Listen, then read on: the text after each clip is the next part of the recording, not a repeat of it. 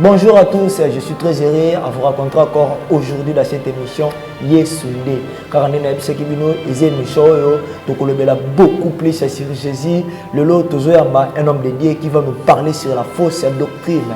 Yo oyo ozolanda biso. Et on a ligné si kozali, ozala attentif pour na yakolanda émission oyo. On est là avec l'évangéliste Gauthier à parler biso sur les fausses doctrines. Bonjour évangéliste.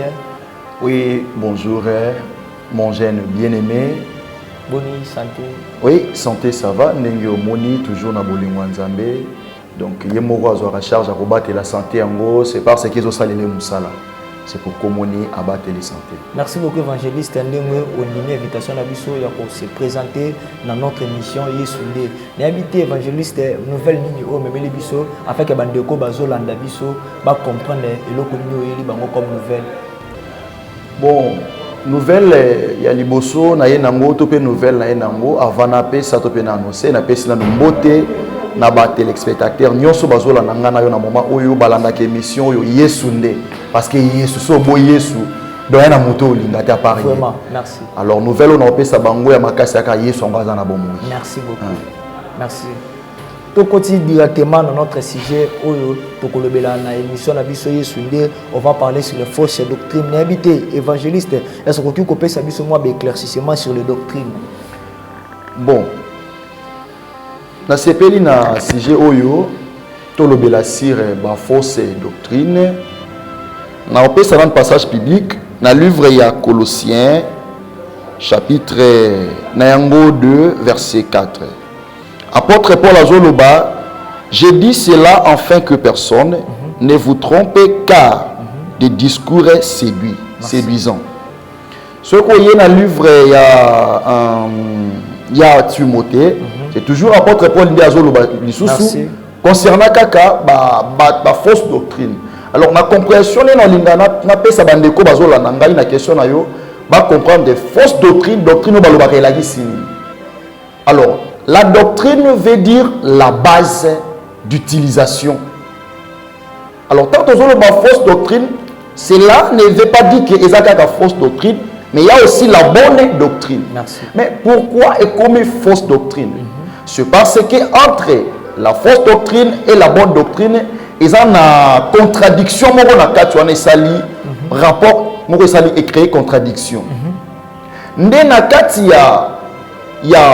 Il y a bonne doctrine, tout le monde a ezali base, il y a évangile, il y a Bible. Merci.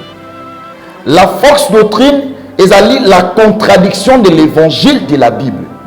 Ce qu'on a quatre, il y a bonne doctrine. Tout le monde n'a pas point il y a évangile. Ce qui Bible lobby salaboy.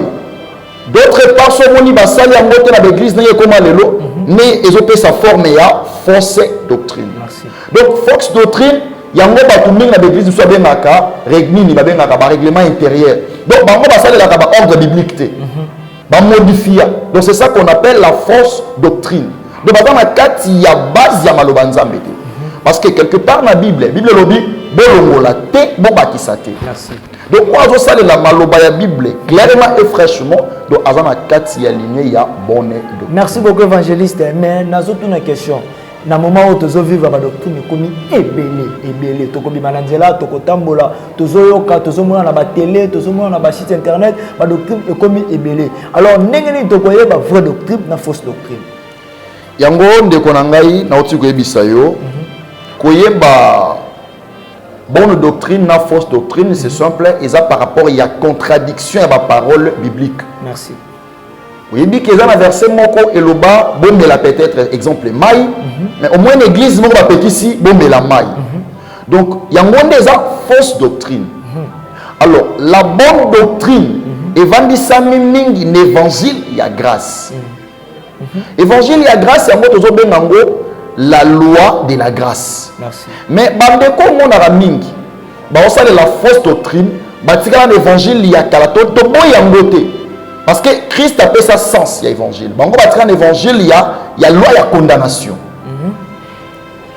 Au moment où on a la maturité biblique, on a un passage dans la carte de la Bible. La Bible ne peut pas qui ça. Or, on a une utilisation là, ils ont une utilisation, il y a loi de la grâce, mais plutôt il y a loi de la condamnation. Donc, fausse doctrine, ils ont bateau, la point biblique, t'es arrivé à Christ. De fausse doctrine. C'est que la Bible est séparée. C'est-à-dire que la Bible, tout le monde a un ancien, tout le monde a un nouveau. Pour bateau, la chien alliance, ils ont bateau, la fausse doctrine. Mais on s'est tombé dans la Bible. C'est que dans le cas où tout le monde est la Bible est séparée en deux parties. C'est-à-dire que la Bible est même bateau dans bien, ils ont bateau dans ma baie, tout le bon évangéliste. Bible, mon frère, ils ont un problème. Merci. Problème, il y a des utilisateurs de la Bible. Les utilisateurs de la Bible, bon nombre de personnes vont comprendre la Bible. Parce que sur la carte de la Bible, je ne suis pas pour abolir la loi, mais pour avoir ça sens. Okay? Alors, nous devons comprendre en côté, alors ils vont négliger, négliger l'ancienne alliance, et puis ils vont sa valeur dans la nouvelle alliance. Mais il y a le maître de la Bible, alors il dit que abolir l'ancienne alliance, là, c'est une loi et outil. Mais azande contre yango par rapport à l'utilisation il y a loi. Merci. Ce qu'on bat tout mususu le col la batikala na style wana na kati ancien ya nouvelle alliance et ça les sous marche wana te déplacer comme contradiction et autres au monde lelo fausse doctrine. Merci beaucoup évangéliste. Alors nini oyo esengeli na biso to sala to nini oyo esengeli na biso toyeba fausse doctrine, c'est-à-dire nini esengeli na biso to sala po toyeba fausse doctrine. Bon, eloko oyo esengeli to sala po toyeba fausse doctrine ezalaka ko respecter liboso nano ko éviter eza ko telemela. Na ko le ba terme nini? Pour te dire fausse doctrine, c'est simple. Oyo nyonso eza contre l'écriture biblique. Ce que moni mosala nzambe moko azo pratiquer yango, donc tous à la contre yango. Donc to boya ko sala yango. Yango nde ba preuve et hôtel sabiso que réellement ba point oyo ezali fausse doctrine. Parce que na kati nango wana ne solobi oyo nyonso eza contre biblique eza na bato ebele makambo wana bayeba yango te baosala ndenge nini mpo bayeba yango ke eloko pasteur azosala bazosala oyo eza fausse doctrine eloko pasteur azosala eza le contraire na vraie doctrine bato wana esengeli basala nalingi oconvaincre bato otalisa bato utilité ya vraie doctrine na utilité ya fausse doctrine. Alors, tu vérifies, bande de place vous allez, le la télévision la Kangonga, vous vérifiez dans le livre il y a 1 Timothée, chapitre Nayango 1er à 10. Ou bien au dans le chapitre Likolo qui tient en ti na badis wana. Au moins apôtre Paul a zoté le mela toujours. Bato oyo bazwa na enseignement il y a fausse doctrine par rapport il y a normalité à l'utilisation. Merci. Na ba ordre biblique. Nenge Bible est ordonnée, nenge bato mususu baza ko sala la bazo contredire, il y a monde éprouvé, baza li banda ya doctrine to pe ya fondement bien évangile ya Bible. Donc place auto redécouvrir mwana. À part wana ba verset ezebele. Donc lisunga na rosunga bandeko bazola na biso sikoyo. On va découvrir encore davantage.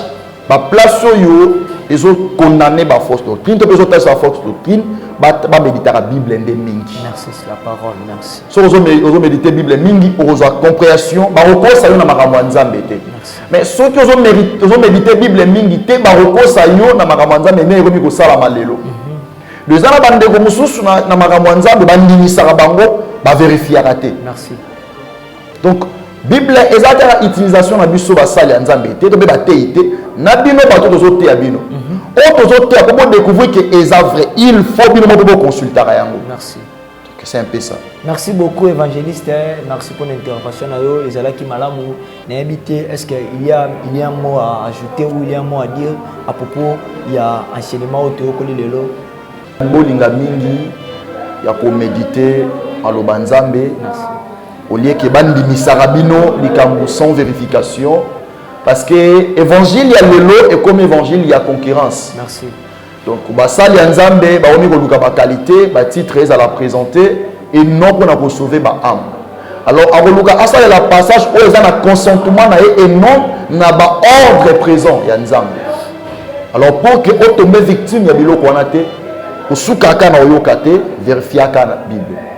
Loko za na téléphone na munene ça l'effort ya kozala pe na Bible. Alors nzamba opeso compréhension pendant que obanda ko méditer la Bible mingi ba okoso lisusu te.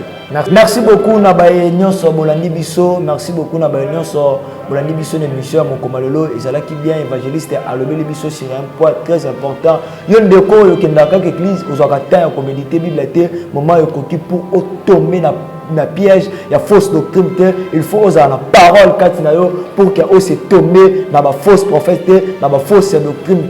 Donc comme la sous émission la biso ezalaki bien, merci beaucoup évangéliste pour l'intervention. Merci aussi à Gims, le coup notre réalisateur. Merci aussi à Kassota Dorcas pour le soutien.